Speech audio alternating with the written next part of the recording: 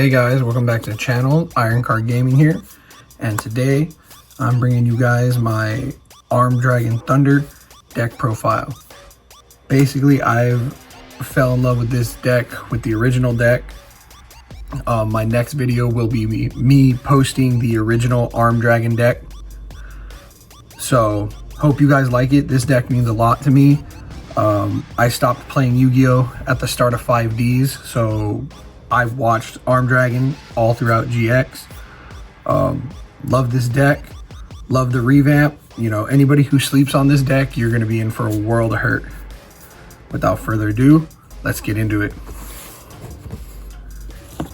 So first off, can't have this deck without 3 level 3 Armed Dragons. Basically, this card's name, the effect of this card is the card's name becomes Armed Dragon level 3 while on the field or in the graveyard. You can only use the effect of each of the following effects of Armed Dragon Thunder level 3 once per turn. You can send one monster from your hand to the graveyard, send this card from the field to the graveyard, and if you do, special summon one level 5 Armed Dragon. If this card is sent to the graveyard to activate a dragon monster's effect, you can draw a card.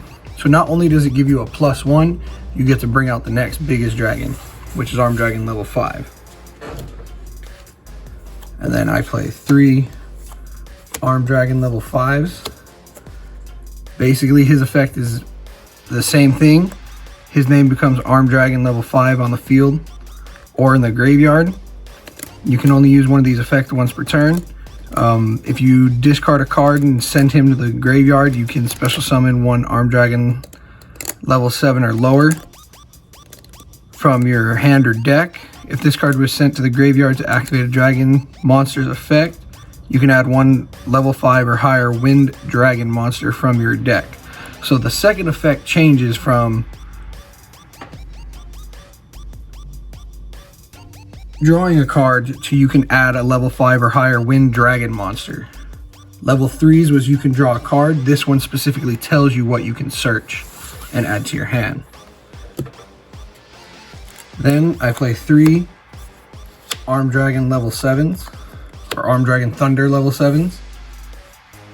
Basically, his effect is, you know, his name becomes Armed Dragon level 7 while on the field or in the grave. You can use each of his effects once per turn. You can send this card from your hand.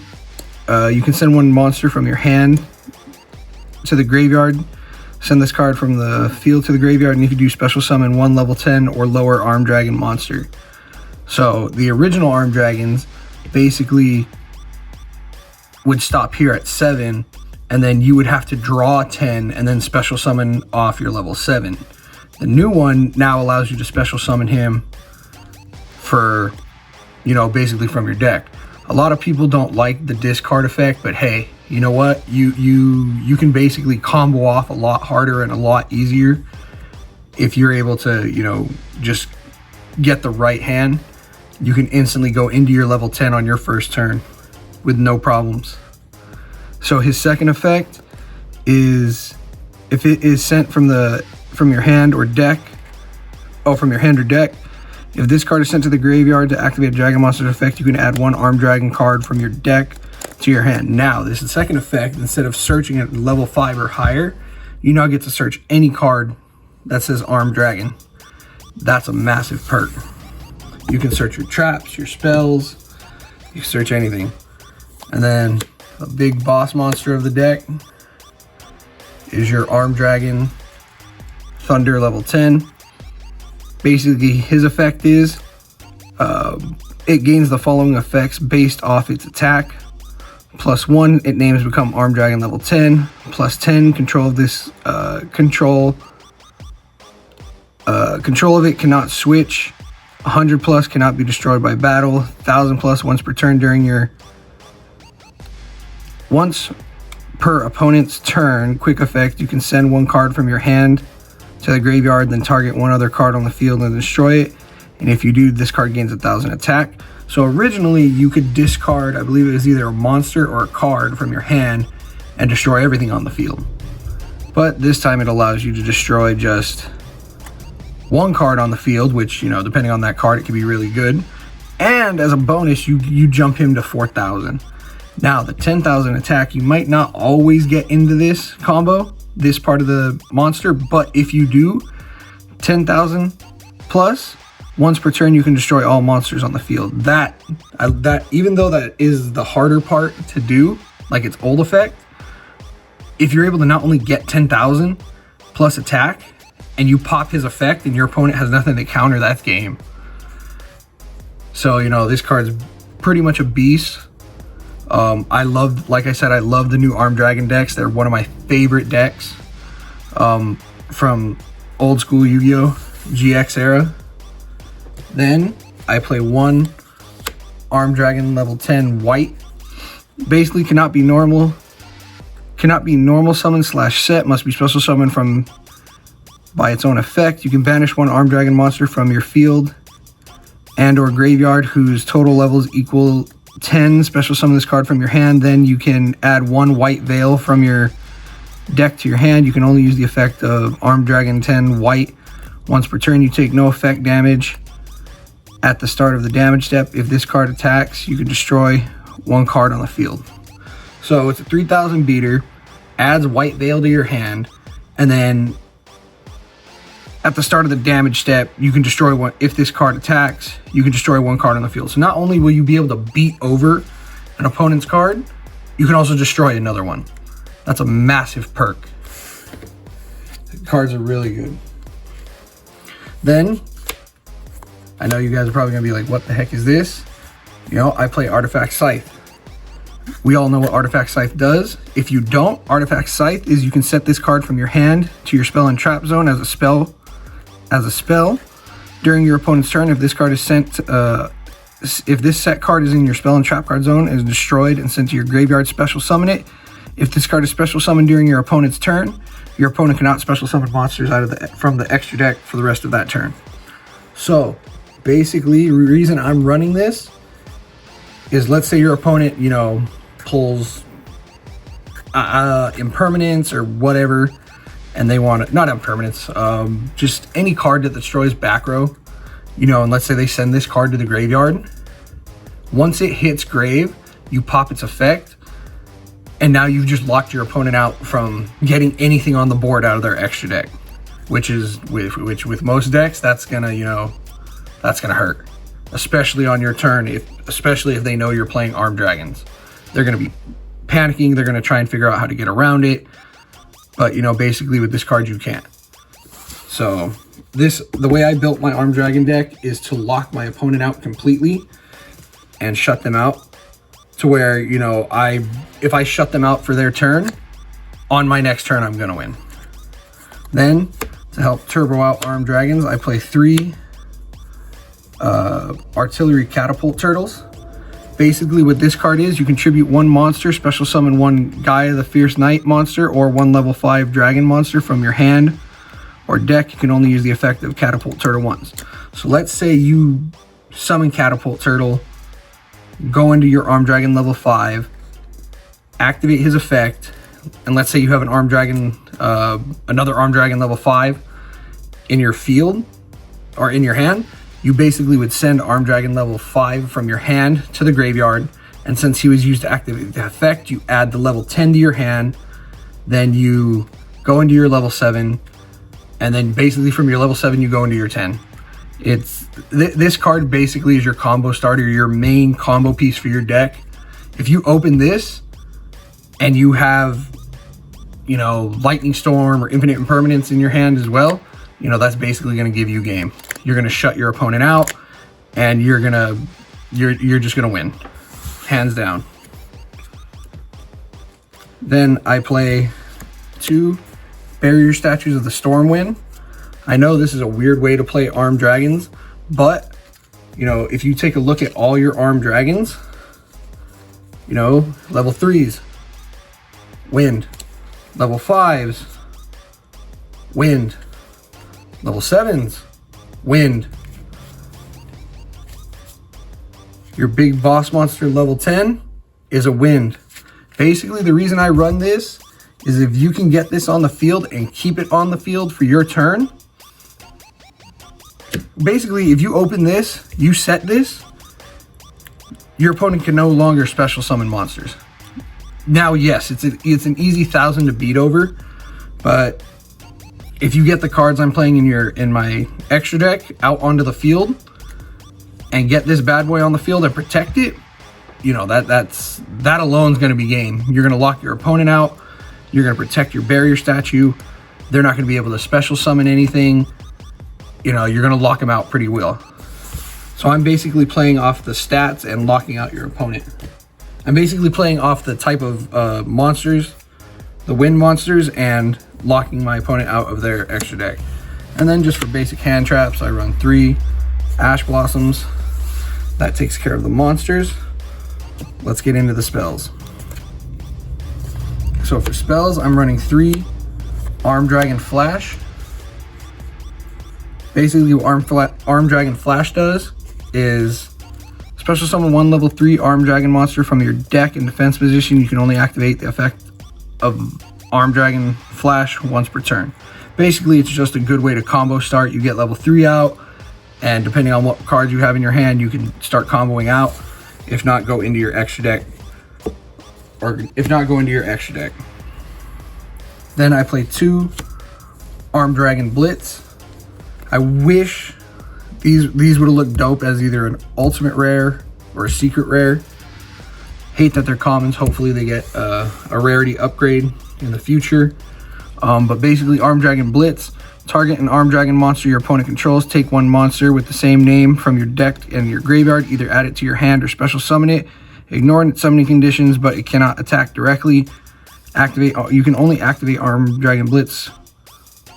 1 Armed Dragon Blitz per turn. You cannot special summon monsters for the rest of the turn. You activate this card. So, you know, let's say you have a level 7. Go into a Blitz. Get 2 level 7s. Yeah, it locks you out of special summoning for that turn. But, you know, it's going to be a pain in the ass for your opponent to, you know, beat over both your Armed Dragon level 7s if you've already locked them out. You know, let's say with Scythe or Barrier Statue. You know, so for their turn, they're not going to want to destroy your Barrier Statue and then, you know, main phase 2, because if they can't get anything out, you know, this card's a good way to get. Also, it's a good way to get your another Armed Dragon level 10. So, you know, you can get away with a lot with Armed Dragon Blitz. Then, like I said, for your Armed Dragon level 10, this is the card that's going to allow you to activate that 10,000 plus attack, which is Armed Dragon Lightning.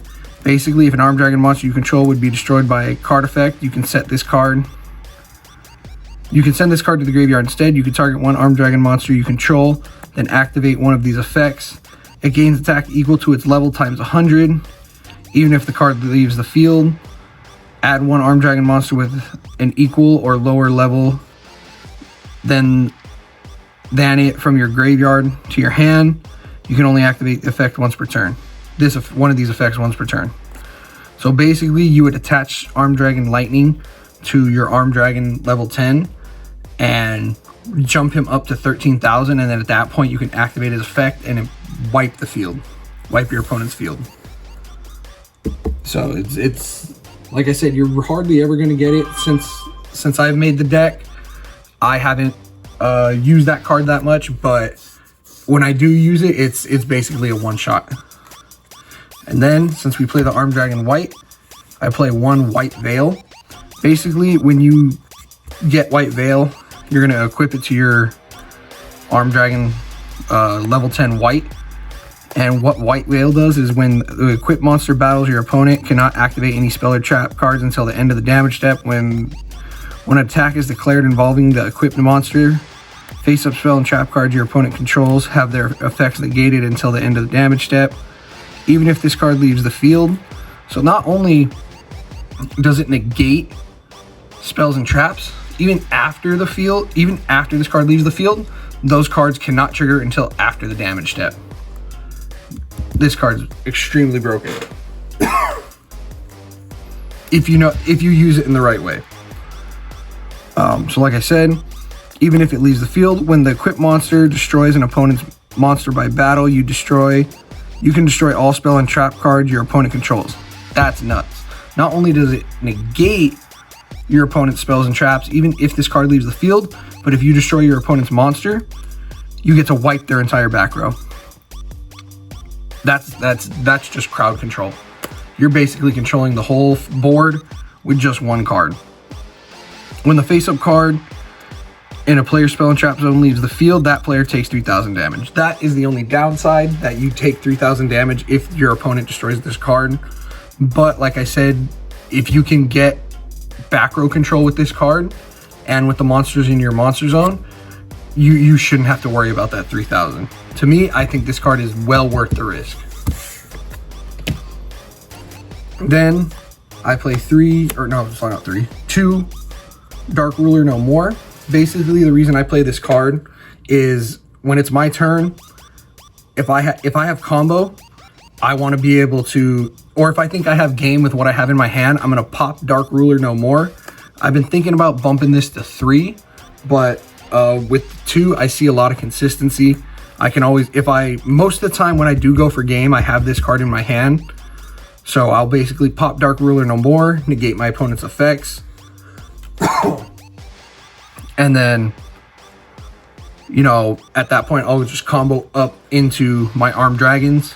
If not, go into something out of my extra deck, but I hardly ever use my extra deck with this deck. But this basically just allows me to combo off without having to deal with monster effects, negates, and, anything that's going to stop my combo. Then I play 3 Lightning Storms. So this deck is not budget, as you can tell, just with these 3 cards. This is the way I play the deck. Basically what Lightning Storm does is if you control no face-up cards, activate one of these effects, destroy all attack position monsters your opponent controls, destroy all spell and trap cards your opponent controls. You can only activate 1 Lightning Storm per turn. I mean, if you're going to be playing Armed Dragon Thunder, you might as well have Lightning Storms in here. I know it's cliche, I know it's corny, but you have to. This card is a definite must with this deck just because it's going to give you complete board control with either monsters or spells. Since we are in a back row heavy format right now, I'm definitely playing this card because it's going to eliminate back row issues. It's going to eliminate traps, spells, you name it, this takes care of it. That's why I run them at 3. That way I can guarantee myself control of the board. Then for the traps, I play 2 Armed Dragon Thunderbolt.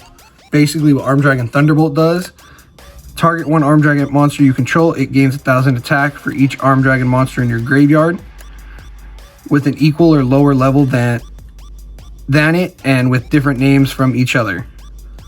Also for the rest of the turn, your opponent takes no battle damage from its attacks. You can banish this card from your graveyard, then target 1 Armed Dragon spell in your graveyard, add it to your hand. You can only use the effect of Armed Dragon Thunderbolt effect once per turn. So basically, it's a trade-off and it's a power-up. You trade off, powering your dragon up ridiculously crazy, but your opponent takes no battle damage. So that kind of sucks, but it's definitely going to be worth it just to be able to, get a difficult monster off the field, or just, start clearing your opponent's board. I just play these at 2 just because it's not bricky. It's just I just don't like the effect that, if I'm going to be powering up my monster, I want to be able to go for game.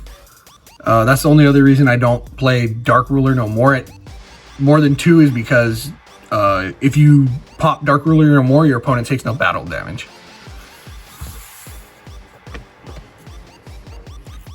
And then for my last 3 cards, I play 3 Infinite Impermanence. So basically you could say I'm playing 6 hand traps. But the reason I play Impermanence is I want to be able to, like I said, control back row. Let's say I get an Impermanence on my draw and I set it in the same column as a trap card, and my opponent goes to activate a monster effect, pop Impermanence. Not only do I negate the monster effect, but I just negated that spell or trap in the same column as my Impermanence. This is a great way to, like I said, gain crowd control over the deck, over the board. I really like this card. I've liked this card since it came out. I wish I had the better rarity, but I actually like the gold rare. I won't lie. It looks pretty cool. But that's it for the main deck, and let's get into the extra deck. So like I said, guys, I don't really use my extra deck that much because with the Armed Dragons, you really don't need to.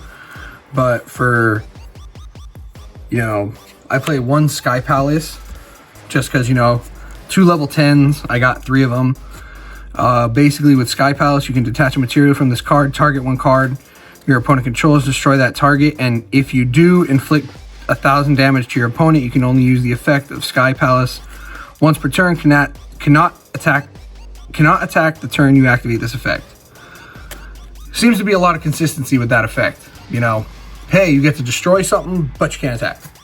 Or you get to power up, but your opponent takes no damage. You know, it is what it is, but, you know, this deck is really OP. Anybody who sleeps on these Armed Dragons, you will get a wake-up call when you play them, or you play someone who knows what they're doing with them.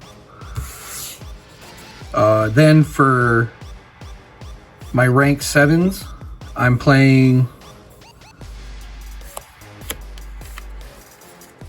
one Red Eyes Flare Metal Dragon. Cannot be destroyed by card effects while it has XYZ material. When this card has an XYZ material, each time your opponent activates a card or effect, inflict 500 damage to your opponent immediately after it resolves once per turn. During either player's turn, you can detach one XYZ material from this card, then target one Red Eyes normal monster in your graveyard. This ain't a Red Eyes deck. I'm just using it because it's a good XYZ material. Your opponent wants to play a heavy back row. You know, they're going to take damage for it. You know, 500 for every spell and trap they activate. You know, by all means, pop cards until your card effects activates a card effect.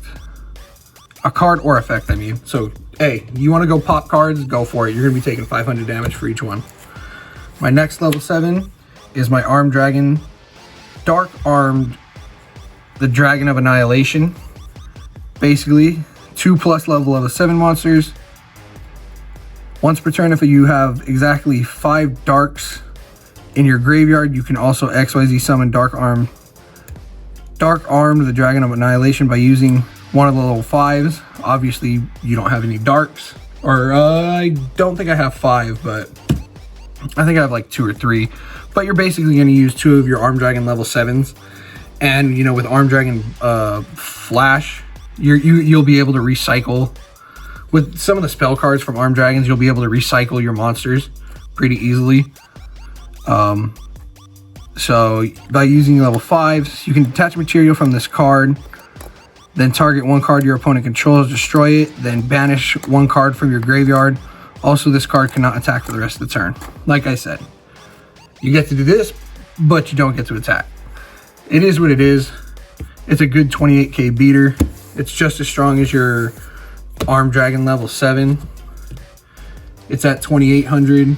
Your Armed Dragon level 7 is at 28. You know, can't go wrong. It's a decent trade-off. Then I play one Mech Phantom Beast, Draco Sacks. Sorry if I butcher the name. Basically, this is 2 level 7s. Once per turn, you can detach a material from this card, special summon 2 Mecha Phantom Beast tokens. Machine, Wind, like I said, playing off that Wind attribute. If you have Barrier Statue. Gondola's a Wind as well, or Sky Palace is a Wind as well. While you control a token, this card cannot be destroyed by battle or card effects. Once per turn, you contribute 1 Mecha Phantom Beast monster, then target one card in the field and destroy it. This card cannot attack the turn you activate this effect. Like I said, sorry guys, I got a horrible cotton mouth. You get to, you know, destroy a token, destroy a card, or you can use those tokens to link into one of your link monsters. Then another level 7, my last level 7 actually, I'm playing number 11 Big Eye, 2 level 7 monsters. Once per turn, you can detach a material from this card, then target one monster your opponent controls, take control of that monster. This card cannot attack the turn it's activated. Basically, you just get to steal your opponent's monster, take care of something problematic, let's say Appaloosa or Savage Dragon. You know, basically just get problematic monsters out of the way and get them on your side of the field. And then for a rank 5, I play number C101, Silent Honor Dark.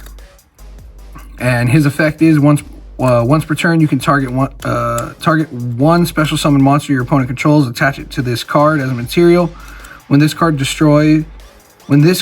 is destroyed and sent to the graveyard while it has material, you can special summon this card from your graveyard. You can gain life points equal to the original attack of this card. So, get to gain 2,800 life points. That's not bad. Number 101 Honor Arc must be in your graveyard to activate and resolve this effect. If this card is special summoned this way, it cannot attack for the rest of the turn. So obviously, if I'm playing Silent Honor Dark, I am playing for a rank 4, number 101 Silent Honor Arc. Basically, his effect is, it's 2 level 4 monsters. You can detach 2 materials from this card, then target 1 special summon monster your opponent controls in face-up attack position, attach it to this card as a material. You can only use the effect of number 101 Honor Arc once per turn. If this face-up card on the field would be destroyed by battle or card effect, you can detach 1 material from this card instead. 2100 Beatstick gets problematic cards off the field, and it's got a built-in protection. Not much more need to say with that. Then for my links, I'm playing an Appaloosa. We all know what Appaloosa does. He gives you 4 negates. Don't really need to cover him. Smough, Bird of Sovereignty. Basically, this is the reason why I am playing the barrier statues. 2 monsters, including 1 winged beast monster. Barrier statue is a winged beast.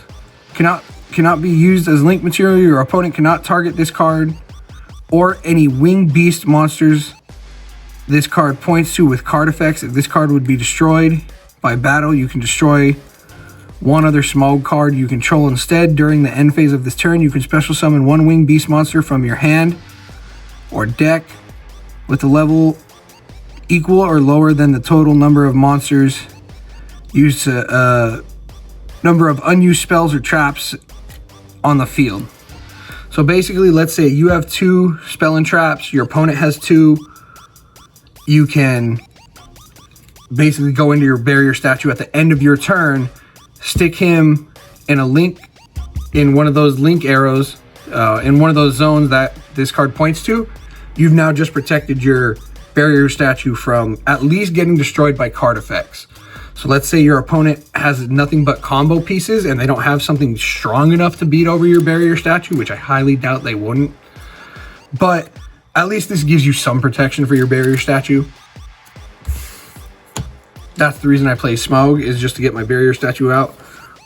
Artifact Dagda, just since I'm playing the artifact cards. 2 monsters with different names. When an effect of another card on the field is activated, quick effect, you can set 1 artifact monster from your hand or deck to your spell and trap card zone. That is the exact reason why I play Dagda. If I don't have an artifact scythe in my hand and they pop an effect, pop Dagda's effect, set artifact scythe, and at that point your opponent's going to be very cautious to not destroy that scythe, and if they do, they've now just shut themselves out of their extra deck. Basically, that is the only reason I play Artifact Dagda, is to help get out Artifact Scythe. Then I play Guardragon Pisty and Elpie. I know a lot of people aren't liking Elpie lately, but it is what it is. These cards are good. These cards are good for a reason. Pisty's effect is you cannot special summon monsters except dragon monsters. During your main phase, you can target 1 of your dragon monsters that is banished or in your graveyard, special summon it into a zone that 2 or more link monsters point to. You can only use the effect of Guardragon Pisty once per turn. You can only special summon Guardragon Pisty once per turn. Then Guardragon Elpie's effect. You cannot special summon monsters except dragon monsters. During your main phase, you can special summon 1 dragon monster from your hand or deck into a zone that 2 or more link monsters point to. So basically, this guy, Pisty, summons from the grave. Elpie summons from the deck. This is a nasty way to get armed dragons out onto the field from your deck. Hands down. You get him out on the field and Pisty out or another link, and you go into your Armed Dragon level 3, at that point, if you have the right cards in your hand, you're going to be able to combo out. LPs really comes in clutch in this deck. Then I play Strike Dragon or Striker Dragon. If this card is link summoned, you can add 1 Boost Sector Launch from your deck to your hand. You can target 1 face-up monster your opponent controls and 1 rocket monster in your graveyard. Destroy that monster on the field, and if you do, add that other monster from your graveyard to your hand. You can only use the effective Striker Dragon once per turn. Enough said. Then I play 1 Hieratic Seal of Heavenly Spheres. This effect reads once per turn, once per opponent's turn. If this card is in your extra deck monster zone, quick effect, you can tribute 1 monster from your hand or field, return 1 face-up card on the field to the hand. So basically you get to bounce a card off the field. If this card is tributed, special summon 1 dragon monster from your hand or deck, but make its attack and defense 0. That's enough said right there. Basically, if you tribute this card to special summon, or to tribute summon something, or you tribute it off for something, you get to instantly bring out an Armed Dragon level 3, and then combo out from there.